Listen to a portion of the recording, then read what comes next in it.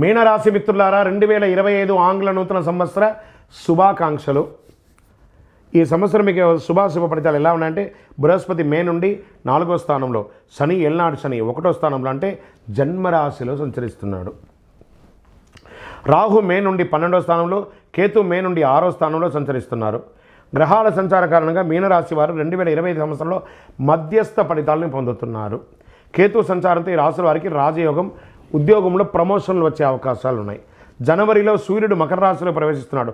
దాదాపు ఒక సంవత్సరం తర్వాత సూర్యుడు మకర రాశిలో వెళ్తున్నాడు.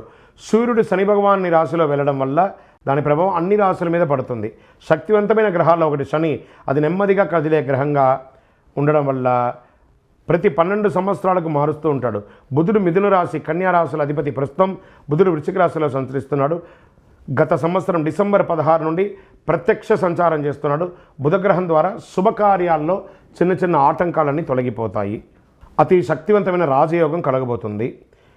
ఫిబ్రవరి 27, 2025 నుండి రాజయోగం మారబోతుంది. మీనరాశిలో అదృష్టం వరిస్తుందని కూడా చెప్తున్నాను. మీనరాశి జాతకులకి జన్మశని ఏళ్ళనాడు శని ప్రభావం వలన పనులందు స్ట్రెస్, చికాకులు అధికంగా ఉంటుంది. ఆరోగ్య విషయంలో, కుటుంబ వ్యవహారాలతో జాగ్రత్తగా వహించాలి. ప్రతి పని యందు సమస్య, ఇబ్బంది పెట్టడం. వ్యవసాయం మిశ్రమంగా ఉంటుంది. రాహు ప్రభావం చేత అనుకోని ఖర్చులు, ఆకస్మిక ధన వ్యయం కూడా వచ్చే అవకాశాలు ఉన్నాయి. ఎవరిని నమ్మాలో తెలియదు, ఎవరిని చేయాలో తెలియదు, ఒక అయోమయ స్థితిలో ఉంటారు. లీగల్ ఇష్యూస్ కూడా వచ్చే అవకాశాలను జాగ్రత్త పడండి. ఉద్యోగస్తులకి మధ్యస్థంగా ఉంటుంది. పై అధికారుల నుంచి స్ట్రెస్ ఉంటుంది. మీరు కోరుకున్న ప్రమోషన్ మీ చేతికి రాకుండా ముందుకెళ్తూ ఉంటుంది.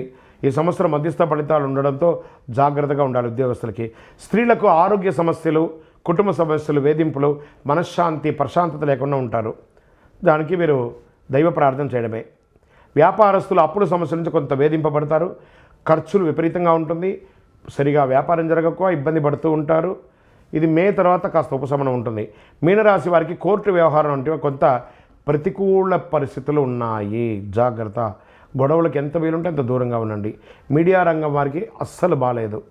కేతు ప్రభావం వలన అనుకున్న పనులు ఆలస్యమైనప్పటికీ మీకు తెలివితేటలతో పూర్తి చేసుకునే అవకాశాలు ఎక్కువ ఉన్నాయి. ఈ ఐటీ రంగం వారికి బాగా స్ట్రెస్ అని కూడా చెప్పలేదు. కళాకారులకి ఉన్నాయి. ఇండస్ట్రీస్ వాళ్ళు ఈ యొక్క సంవత్సరం మిశ్రమంగా ఆలోచించండి. గవర్నమెంట్ ఉద్యోగంలో ఉన్న వాళ్ళకి కూడా మిశ్రమం. స్పోర్ట్స్ రంగం వారికి చాలా బాగుందని కూడా చెప్పవచ్చు ఈ యొక్క సంవత్సరం అంతా కూడాను. ఇంకా మీరు చేయవలసిన పరిహారం, నవగ్రహాలకి ప్రతి శనివారం, ప్రతి మంగళవారం 19 ప్రదక్షిణాలు చేయండి. శనివారం నాడు తైలాభిషేకం చేయండి. కాకికి బెల్లం ముక్క పెట్టండి. Maximum blue or black dress ఎక్కువ వాడడానికి ప్రయత్నం చేయండి.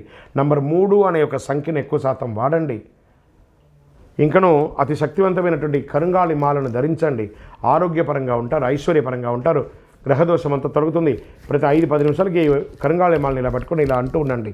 అన్ని రకాల దోషం తొలగి అద్భుతమైనటువంటి జీవితాన్ని పొందుతారు. విజయోస్తు. ద్వాదశ రాశుల్లో ఉన్నటువంటి రాశి ఫలితాలన్నీ కూడా గోచార గ్రహస్థితులను దృష్టిలో పెట్టుకొని మీకు చెప్పడం జరుగుతుంది. మళ్ళీ చెప్తున్నాను, రాశి ఫలితాలు అన్నది పడుతున్న వర్షానికి ఒక గొడుగే కానీ రాశి ఫలితాలు జీవితం కాదు. మీరు మిమ్మల్ని నమ్మండి, మీ ఇష్టదైవాన్ని నమ్మండి, దైవ ప్రార్థన చేయండి. ఇంకనూ మీ రాశి ఫలితాలన్నీ పొందాలని అనుకుంటున్నవారు మీ పరిసర ప్రాంతాల్లో ఉన్నటువంటి సద్గురువుని ప్రార్థించండి. వారి దగ్గర పోయి మీ యొక్క date of birth, time of birth తెలపండి.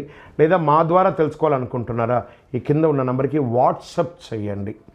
ఈ అయ్యప్ప సీజన్ ఉండడం వల్ల జనవరి వరకు చాలా బిజీగా ఉంటాం కాబట్టి జనవరి తర్వాత వ్యక్తిగత జాతకాలు చెప్పడం జరుగుతుంది. మీ ఏ వివరాలైనా వాట్సాప్ చేయండి. మా అడ్మిన్ మీకు రిప్లై ఇస్తూ ఉంటారు. విజయోస్తు.